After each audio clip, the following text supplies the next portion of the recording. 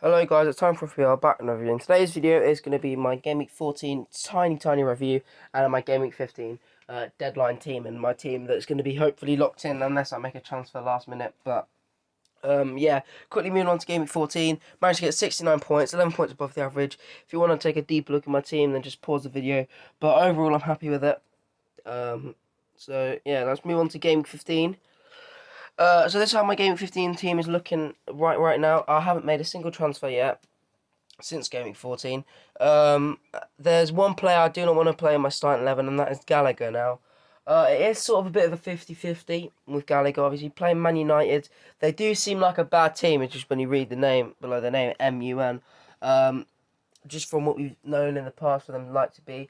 Obviously, this season they haven't been as strong as everyone thought they'd be. Their attack is very strong, but their defence and midfield is pretty questionable, especially their defence.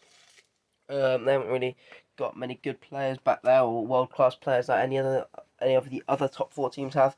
So yeah, Gallagher's the one. I don't want to sell him because he's got some good fixtures coming up, but he has been playing deeper in the last game. I don't know if that's going to continue, but he's still on all set pieces.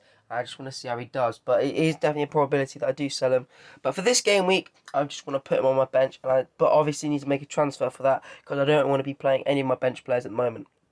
So, leaning on to the transfers then. So, for this game week, I've been really liking the look of an Arsenal defender called Tavares. Now, only 4.3 million. I've been watching some of the Arsenal games, and each game he's been taking so many shots. And you know, he can also get the assist like he did in the Newcastle game. And yeah, Arsenal at the moment looking very good. Now, hopefully against Everton, they can at least get a clean sheet, but he can easily get a goal or an assist, and I think he's a very attacking defender. Now, the other safe option I could go with, only 0.1 million more expensive, is Lamptey. Now, Lamptey, you could argue he's playing for the better defence in Brighton, but if you just look at the league positions, Arsenal, in my opinion, have, well, not in my opinion, you can just look at the stats. They are higher than Brighton in the league, and in, you know, sort of the top 6, 7 teams, this is one of the cheapest starting defenders you can get, and especially with the attacking threat that he poses, is really good. Now, if the Watford attackers weren't playing Manchester City, it probably would be different. I'd probably bring in King or Dennis. I'm not totally decided over one or the other yet. Obviously, Dennis has had better form of late, perhaps better confidence, but King is on penalties, I'm pretty sure, and everything like that. So yeah, Tavares is definitely the move I'm considering. I'll probably make a really short video, probably like literally just 10 seconds, just video recording my team just before the deadline, if I remember that is. But yeah, at the moment Tavares is looking like the key option, and then I'd be playing 5-4-1, playing Ramsdale in goal, Cancelo, Rudiger, James, Alexander-Arnold, and Tavares at the back, Bernardo, Jota, Salah, and Rafinha, and then playing St. Maximin alone up front. And I think this season it is definitely the meta to be playing either four at the back, or either five at the back or five in midfield, and then just one striker. So you'd be playing either a 4-5-1 or a 5-4-1. You could argue that you could have two strikers, but at the moment, if you look at the way defenders are looking at the moment, it really is hard to go against them. And midfielders as well, quite a few of them are scoring highly. So for this game week, that's about it. If we really want to move on to next game week, I don't really want Huang in my team anymore. He's not been performing of late. Wolves have some hard fixtures, and they've just been getting some 0-0s recently. So Huang will be the player going out, and then probably someone like Dennis or King. I'm not totally decided between the two, but we'll go with King just as he's more expensive. Obviously that won't be the transfer I make, just going with him more expensive, just so we sort of stretch our budget a bit. But yeah, I'm really not decided between the two of them at the moment. And then if Gallagher's still playing deeper, you know, we might get rid of Gallagher and play someone in that position as well.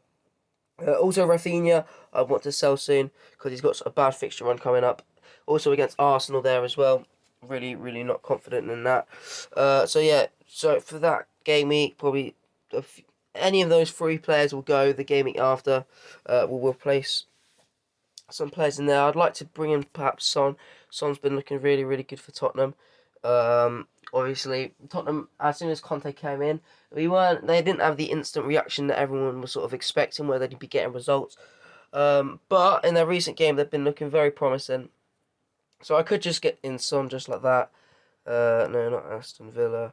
And then just get in any sort of player below 4.8 mil, as that is the budget I've got. Obviously, that could be around 5 million, which I then could bring in sort of Premier League midfielder. No, of course it's going to be a Premier League midfielder, silly me. But a player a bit like Henderson. Obviously, check out my recent videos on Henderson. I did call that Henderson would be a good value pick. Obviously, he has gone up 0.1 million. But I did call that Henderson would be a good valuable pick before the Everton game. I didn't get him myself just because I had Jota, Salah, and Trent. But yeah, I could get someone like Fred, especially if Man United improve. He's been looking reasonably attacking for them. Just get a few assists every now and then. And look, only 4.9 million for a starting defender for, you know, a sort of top 6, top 7 team that will get us you assists every, you know, 3-4 games, maybe the occasional goal. Basically, like, I hate to be saying this, but the B-Tech Henderson, just because it's obviously Man U instead of Liverpool, that's literally the only reason why. If Partey was playing for Liverpool and Henderson was playing for Man U, then Henderson would be the B-Tech. B-Tech, what was his name? Partey. No, not Partey. Who was it? Oh, well, I just forgot the name, it didn't appear. But, yeah, so that would just be what I'm considering. So yeah, but just any player around this sort of price. Maybe could go Ndidi or Sumari, any sort of those sort of price players. Or I could just go for a straight up 4.3 or 4.4 million player. But yeah, that's what I'm considering. So I hope you guys found this video interesting. It did sort of drag on a bit. Please like and subscribe if you enjoyed the video.